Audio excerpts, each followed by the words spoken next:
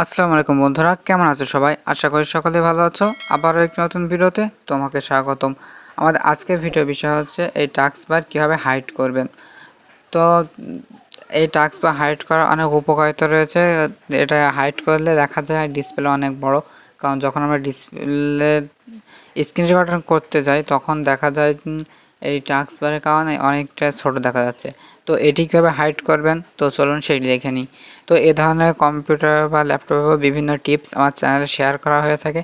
তো এই সমস্ত টিপস অ্যান্ড ট্রিক্স পেতে অবশ্যই আমার চ্যানেলটি সাবস্ক্রাইব করবেন এবং পাশে বেল আইকনটি বাজিয়ে দিয়ে আমার সাথেই থাকবেন। তো এখন চলুন আমরা দেখে নিই। তো তার জন্য টাস্কবারের উপর মাউসটি রেখে এখানে মাউসের ডান পাশ ক্লিক করার পরে এই যে একটি পেজ আসছে, এই পেজে এখানে যে টাস্ক বা সেটিংস, এই সেটিংসের উপর ক্লিক করবেন। করার পরে আপনার সামনে আবারও এই ধরনের একটি পেজ শো করবে। এই পেজে এই যে সবার উপরে এই যে হাইড, ঠিক আছে, টাস্কবারের এটি এই যে অফ আছে আমার এখন বর্তমানে, তো এটি অন করে দিলে দেখুন নিচে থেকে টাস্কবার হারিয়ে যাচ্ছে। তো আবার যদি এটা অন করি তাহলে দেখুন টাস্কবার চলে আসতেছে, ঠিক আছে।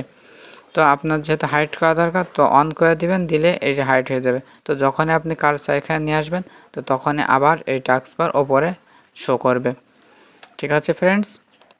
তো আমার এটি করার দরকার নেই, আমার এটি সামনাসামনি থাকলেই ভালো লাগে। তো এই ধরনের মজা মজার টিপস পেতে অবশ্যই আমার চ্যানেলটি সাবস্ক্রাইব করবেন এবং পাশে বেল আইকনটি বাজিয়ে দিয়ে আমার সাথেই থাকবেন।